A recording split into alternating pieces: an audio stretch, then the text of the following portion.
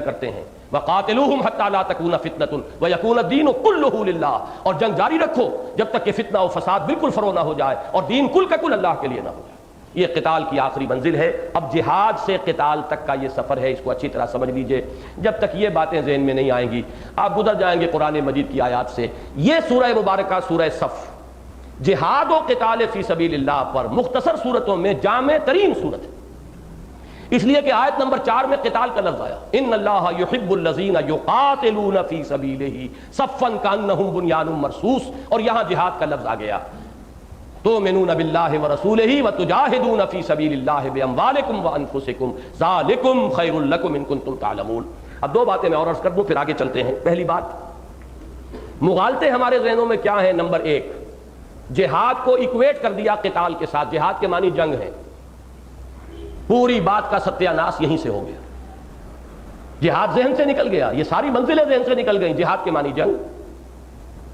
کتنا بڑا مغالطہ، وہ بھی اصطلاح قرآن کی، یہ بھی اصطلاح قرآن کی۔ قتال لازماً جہاد ہے، کوئی شک نہیں، لیکن ہر جہاد قتال نہیں ہے۔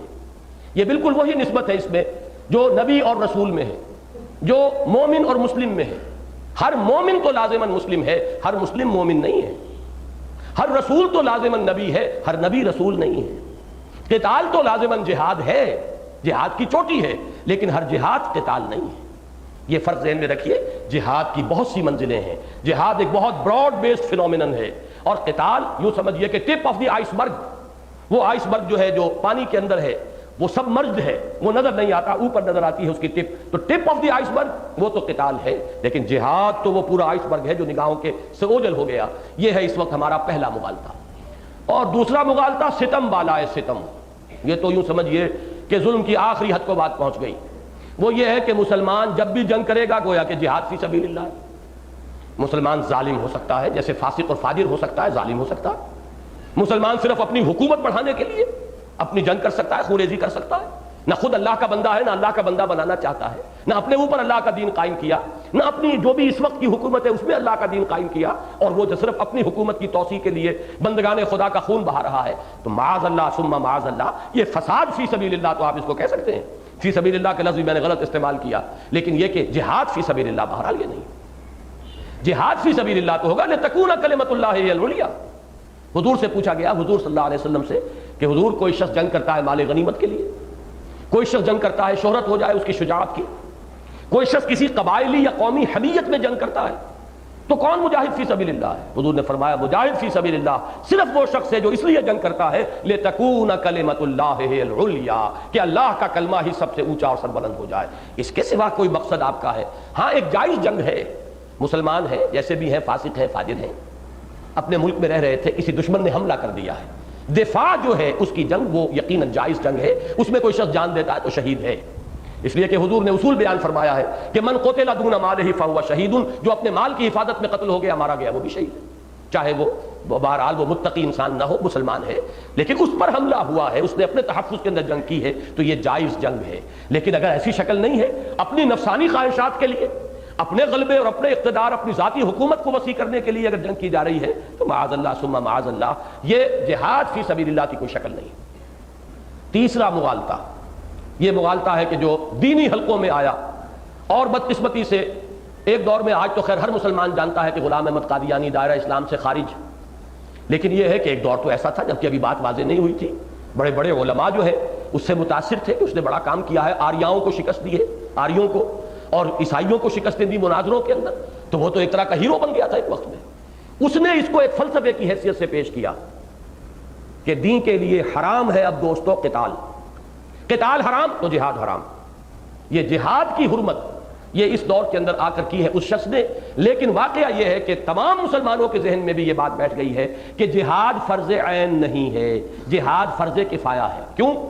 جنگ فرض کفایہ ہوتی ہے، اور جب جہاد اور جنگ ایکویٹ ہو گئے تو گویا کہ جہاد فرض کفایہ ہو کر آنکھ ہو جل پہاڑ ہو جل، ہمارے دینی تصورات کے دائرے سے ہی جہاد خارج ہو گئے۔ وجہ کیا ہے کہ اس کو آپ نے ایکویٹ کر دیا قتال کے ساتھ۔ جب قتال کہا تو قتال یقیناً فرض کفایہ ہے، فرض عین نہیں ہے، ہر وقت ہر مسلمان پر فرض نہیں ہے۔ جیسے نماز جنازہ ہے، فرض کفایہ ہے، ہر مسلمان پر اس کا نماز جنازہ میں شریک ہونا فرض نہیں ہے۔ ہاں اگر کسی آبادی میں کسی نے بھی نماز نہیں پڑھی، کوئی مسلمان ایسا رہ گیا غریب تو وہ سب کے سب گناہگار ہو جائیں گے، لیکن چند لوگوں نے بھی نماز جنازہ پڑھ لی تو باقی سب کی طرف سے وہ کفایہ کر جائے گا، کفایت ہو جائے گی، کافی ہو جائے گا، وہ فرض کفایہ ہے۔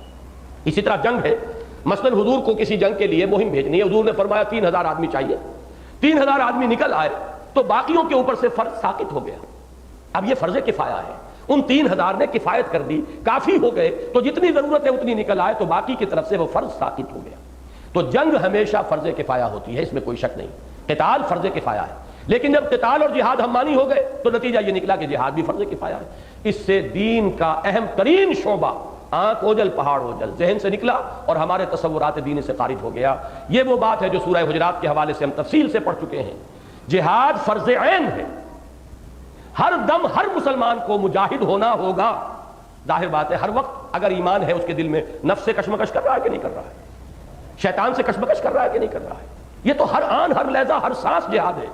اور پھر اگر وہ واقعی ایمان اس میں ہے، غیرت ہے، تو وہ دین کی دعوت و تبلیغ کی ذمہ داری اس پر ہے کہ کسی اور پر ہے؟ دین کی دعوت و تبلیغ کے لیے جو کام کر رہا ہے جہاد کر رہا ہے، دین کی اقامت کی جد و جہد کے لیے جماعت قائم کی ہے، محنت کر رہے ہیں، تیاری کر رہے ہیں، جمعیت فراہم کرنے کے مرحلے میں ہے، ابھی کوئی ہتھیار نہیں اٹھائے، ابھی کبھی میدان میں نہیں نکلے، ابھی چیلنج نہیں کیا، جہاد تو ہو رہا ہے۔ غلبہ دین کی جد و جہد کرنا فرض عین ہے، دین کی دعوت و تبلیغ یہ فرض عین ہے، اپنے نفس سے جہاد کرنا فرض عین ہے، لہذا جہاد کی یہ ساری منزلیں فرض عین کے درجے میں ہیں سوائے ایک قتال کے۔ اب قتال اور جہاد کو جب آپ نے ہمانی قرار دے دیا، آپ نے سارے کے سارے جہاد کو اپنے ذہن سے نکال دیا، اور یہی دین کی پامالی اور دین کے سرنگو ہونے کا اصل سبب ہے۔ جہاد زندہ ہو تو دین کیسے مغلوب ہو جائے؟ جب جذبہ جہاد سر پڑ گیا تو ظاہر بات ہے کہ اب دین کو مغلوب اور پامال ہونا ہی تھا۔ یہ ہے اہمیت اس لفظ جہاد کو سمجھنے کی کہ یہ تو ایمان کا وہ لازمی تقاضا ہے کہ ایمان ہوگا تو جہاد ہوگا، اور جہاد نہیں ہے تو ایمان نہیں، سیدھی سیدھی بات۔ یہ لازم و ملزوم کے طور پر جو سورہ حجرات کی آیت نمبر 15 میں آیا ہے، انما المؤمنون الذين آمنوا بالله ورسوله ثم لم يرتابوا وجاهدوا باموالهم وانفسهم في سبيل الله اولئك هم الصادقون۔ مومن تو صرف وہ ہیں جو ایمان لائے اللہ پر اور اس کے رسول پر، پھر شک میں نہیں پڑے اور انہوں نے جہاد کیا اللہ کی راہ میں اور کھپائے اس میں اپنی جانیں بھی اور اپنے مال بھی، صرف یہی لوگ سچے ہیں دعوی ایمان میں۔ معلوم ہوا جہاد سے تو مفر ہی نہیں ہے، جہاد سے there is no escape، جہاد تو ہر حال میں کرنا ہے، جہاد تو ایمان کا لازمی تقاضا ہے، جہاد کے بغیر ایمان ثابت ہی نہیں۔ یہ تمام چیزیں ذہن میں بٹھا لیجئے۔ ہاں، جہاد کی آخری منزل قتال فی سبیل اللہ، یہ قتال جب نقد جان ہتھیلی پر رکھ کر انسان میدان میں حاضر ہو جائے، گولی کھانے کے لیے تیار، گردن کٹوانے کے لیے بیتاب، جان دینے کے لیے اور سرخرو ہونے کے لیے اللہ کے ہاں بیتاب، اب یہ چوٹی پر پہنچ گیا۔ اسی لیے اسی سورہ صف کی آیت نمبر 4 میں اسے محبوبیت خداوندی کا مقام قرار دیا گیا۔